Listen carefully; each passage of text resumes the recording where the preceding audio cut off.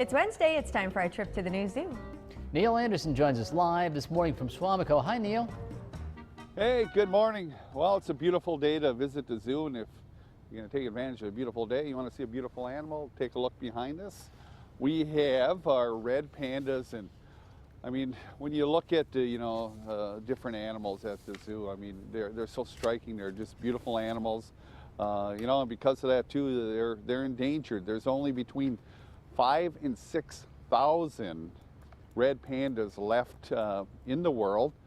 We have a pair here, and they're really part of an intensive breeding program. And zoos worldwide, I think there's about 80-something zoos worldwide that have red pandas.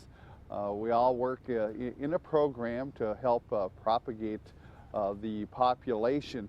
Now, we just had our little one who was born last year. He left for Edmonton, and that was on the 11th of July. So he's up there in Canada at a zoo, and he'll be part of their program. We did not have a little one born this year. We're kind of hoping that we would. We didn't. You can see there's Tybo. Now Tybo, he's an old guy. He's 14, and he's really at the end of the lifespan for red pandas. Then you look over here, you got Leafa. She's only 4 years old, but they're doing fantastic. And with this cooler weather, they really enjoy this cooler weather. So if you come out to the zoo now, especially in the fall, it's a great time to visit the zoo because the animals are really active. But these guys are going to be pretty active with the cool weather.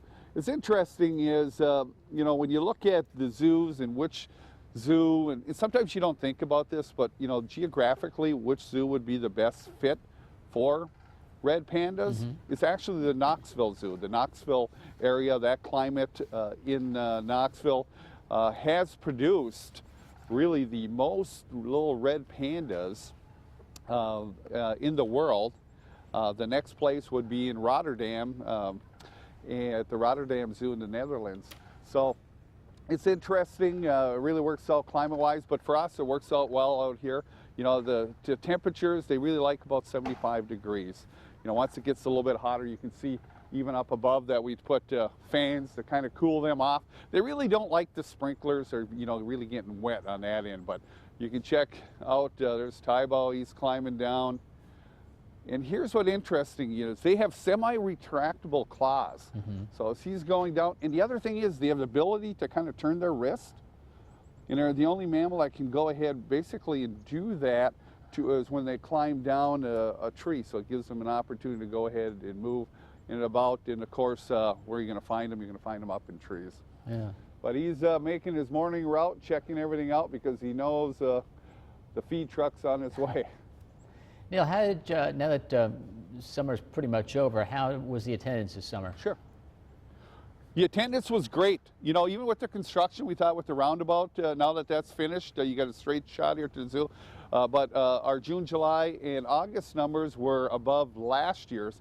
And one thing I want to mention too is that today it's Senior Citizen Day at the zoo.